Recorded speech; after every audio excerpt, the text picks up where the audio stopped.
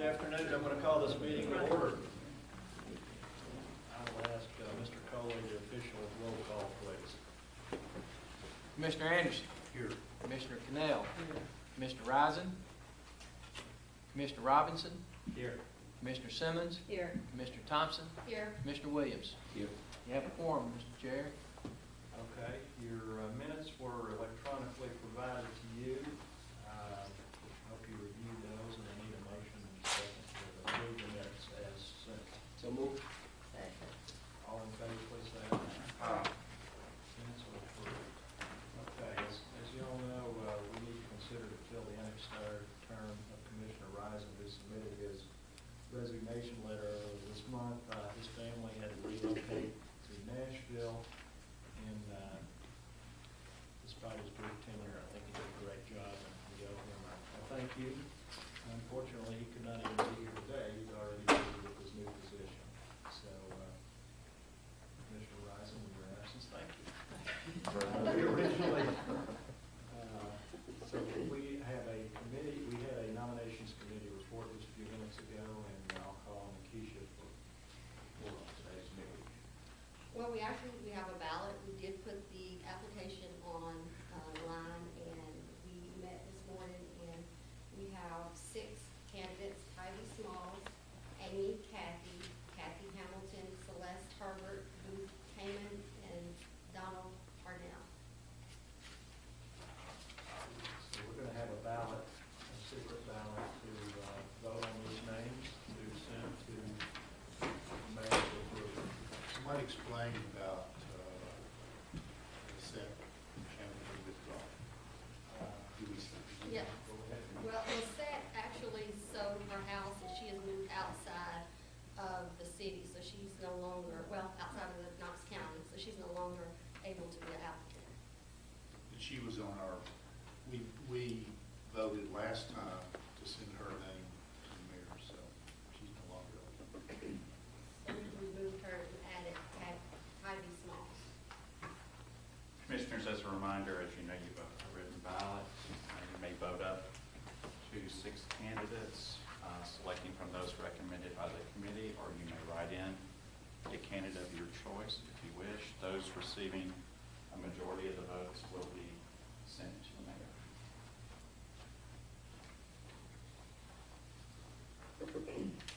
Please remember to sign your ballot.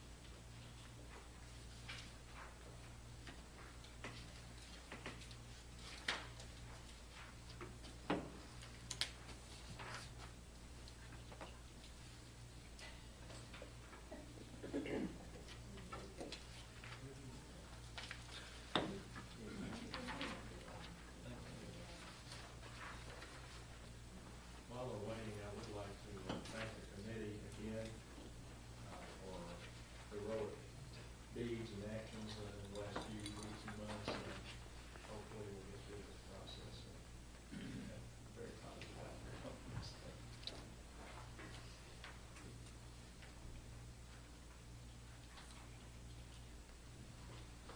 Mr. Chair, the following candidates have received a majority of the votes and will be submitted to the mayor: Amy Kathy, Kathy Hamilton, Celeste Herbert, Booth Kamen, Donald Parnell, and Tivy Small. Okay, thank you very much. Again, thank you, committee.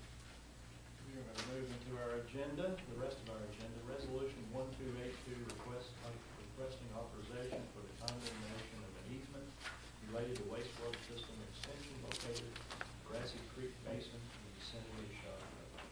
Commissioners, I recognize Julie Childers to describe the project and identify the property that we need condemnation authority for.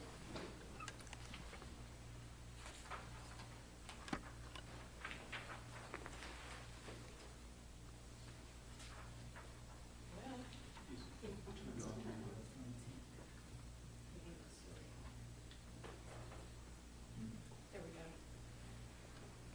Commissioners, I have today for your consideration Resolution 1282, which has to do with a potential condemnation for a wastewater easement. The project is a Shod Road sewer system extension, and it's a continuation of our master plan goals for the Grassy Creek Basin, which is located near Shod Road. Some of the goals of the master plan were to, first of all, install the Ball Road pump station, which was done about 12 years ago. That's located at the bottom of the drainage basin. Secondly, to eventually eliminate our Shod Road pump station, which is at the other end of the drainage basin, and be able to serve that area by gravity. And then also connect some of our KUB customers in the Windcrest subdivision. Another goal was to provide future sewer service to this area. The map explains this in a lot more detail. The entire drainage basin actually extends kind of off the map and all the way up to Pleasant Ridge Road. And Ball Road Pump Station is located at the bottom. The existing sewer extends up this creek, and we have existing sewer that goes in the Ball Road Ball Camp area, also up in the Amherst Road area. And this last leg we're getting ready to do starts from the existing sewer and extends up Grassy Creek Way Valley all the way up to a point past the municipal golf course. A second phase, which will be in the future, will extend from the golf course on up the creek and intercept our Shod Road pump station, which can then be eliminated at that point. As you can see from the map, we do have almost all the easements. We have 23 that have been obtained, and we have one easement here that has not yet been obtained. So overall, both phases of the Shod Road sewer extension, when it's all complete, will be about 2.5 miles of 15-inch gravity sewer. We do hope to begin in the wintertime so that we can get through the golf course in early 2013 and be able to have that resodded for their use in the spring. As I mentioned, we do have 23 easements obtained and one left to go.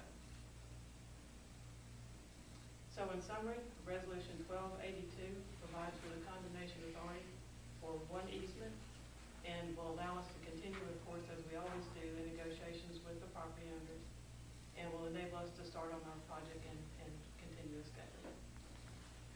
Are there any questions? Can you go back to the map? Seems like we had some questions or issues similar earlier this year, maybe more along Oak Ridge Highway, and kind of the guy said we need to use it. This is not exactly in the same area, but it does help move the sewer along in that general direction. This does not pick him up. I'm having trouble seeing where the easement needs to be acquired. Right there, that It's little yellow, yellow but you parcel. can hardly see it. Okay. They can't see it from the, Yeah. Why are they having a struggle? They just don't want to deal with it, basically. We've talked money, and that doesn't really seem to be interesting to them, so. How does it affect them? It goes through their back property, and it actually goes up a floodplain. And so the area actually floods, so there's no area that's buildable that they'd be able to use. So there really should be no, permanent damage to their property. We'll just need to go through and we'll put it back as it was, and it won't be impacting any buildable property that they have. Julie, just out of curiosity, what do we do with pump stations once we take them out of use? we give them to board members, don't we? Retiring or resigning board members? If there's anything salvageable, like the pumps, they might be able to be reused in another area. For the most part, we'll probably have gotten our useful life out of most of the equipment in the pump station. And is it just how big of an area is that little flat square? Very small. I mean, it's not much bigger than a manhole and some equipment with it. It's very small. But every time we can reduce one, we don't have the maintenance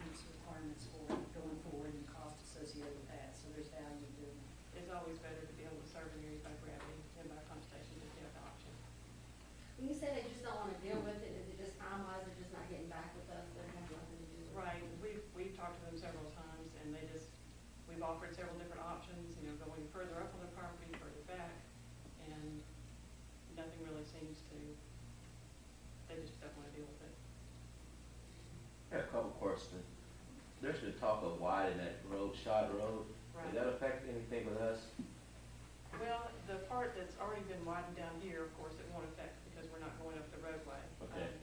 But as you get further up into the second phase, that's Sure. one thing we're looking at right now in the design of the second phase, is how that potential road widening might affect it. My other question, are we disturbing the wetlands while we're doing this process? We have looked at some wetlands up in this area on the second phase. There are some wetlands in the area, but what our design is planning to do is skirt around the outside of those. Okay. And of course, we have to get ARAP permits Sure. in order to be able to deal with that. Thanks. Any other questions? Need a motion and a second for resolution 1282. Move to accept. Okay, any public comment on this motion? And Ms. Foley will have a roll call vote. There'll be a first and final reading on this. Commissioner Anderson, Aye. Commissioner Canal, Aye. Commissioner Robinson, Aye. Commissioner Simmons, Commissioner Thompson, Aye. Commissioner Williams. Aye. Resolution 1282 is passed. Thank you. Now recognize member for the president's report. Clarence Rising's resolution. Okay. Oh, excuse me, resolution 1283 on Clarence Rising. We do it each out one commissioner. We'll offer this resolution for board consideration recognizing Clarence for the service to KUB, who is greatly missed. And upon this passage, staff will mail the signed resolution to Clarence as a token of our appreciation. So let's take this. Who's going to read it? Oh, you're going to read it, I'm sorry. Mr. Coley, please.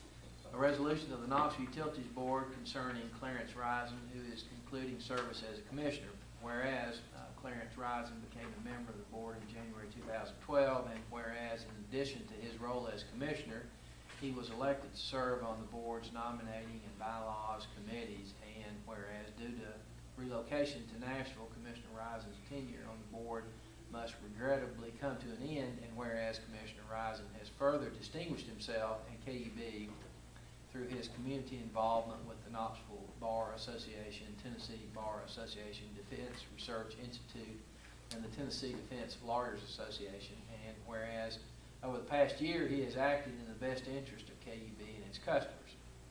Now therefore be it resolved by the Board of Commissioners of the Knox Utilities Board that the board hereby gratefully acknowledges Clarence Rising for his service to KUB and its customers, that the board recognizes Commissioner Rising's service, and that the board genuinely regrets that his time on the KUB Board of Commissioners has concluded, and that their resolution shall take effect from and after its passage, and that a copy shall be provided to Commissioner Rising.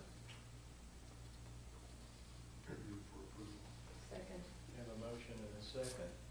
All in favor, please say aye. Aye.